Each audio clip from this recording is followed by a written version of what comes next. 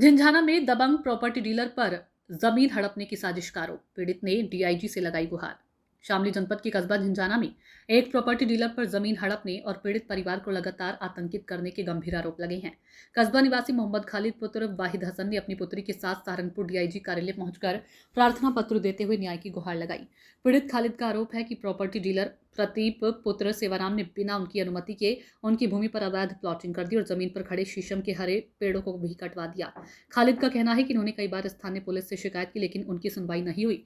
प्रार्थना पत्र में आरोप लगाया गया कि आरोपी लगातार उन पर जमीन बेचने का दबाव बना रहा है। विरोध करने पर उन्हें और उनके परिवार को धमकाया गया तथा डर का माहौल पैदा किया गया।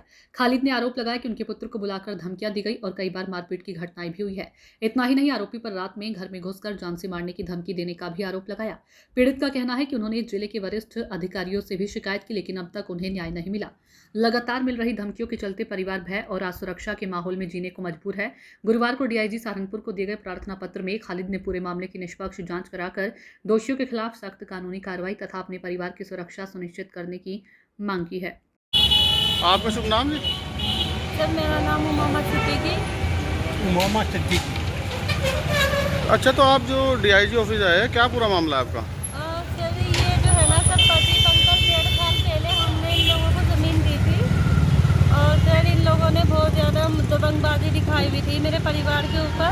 और सर मैं दिल्ली पढ़ने के लिए गई हुई थी और सर मेरी पढ़ाई नहीं हो पाई, तो मैं 2 मंथ के लिए अपने पापा के पास आ गई। ये क्या मैटर है?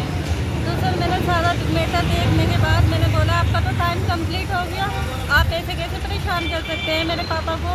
2 मंथ हो गए आपके, तो हम लोग आपको ज़मीन नहीं देंगे किसी भी कीमत पर। फिर सर इन लोगों ने मेरे पापा पे हम लोगों को गाली गलौज कराई सर गंदी, और मेरे भाई की मार पिटाई कराई।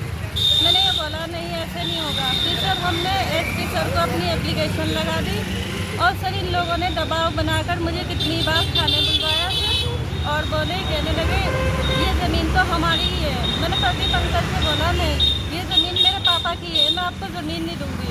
कहने लगे नहीं बेटा, ये ज़मीन ऐसे कैसे छोड़ देंगे हम। मैंने कहा नहीं, मेरे पापा के नाम है मेरी ज़मीन, हम लोग आपको ऐसे ज़मीन नहीं देंगे, ये ज़मीन मेरे पापा की है।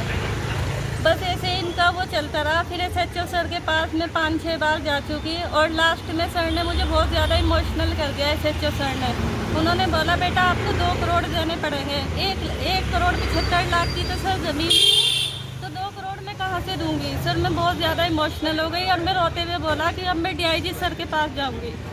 डीआईजी सर से मिलकर मुझे सर बहुत ही अच्छा लगा और रियल में मुझे लगा कि नहीं, सच में ही अच्छे डीआईजी सर हैं। और सर मैं सेटिस्फाई नहीं थी सर, ना मुझे एसपी सर से सॉल्यूशन मिला और ना ही सर एसएचओ सर से। सर डीआईजी सर से मिलकर मैं I am very happy sir.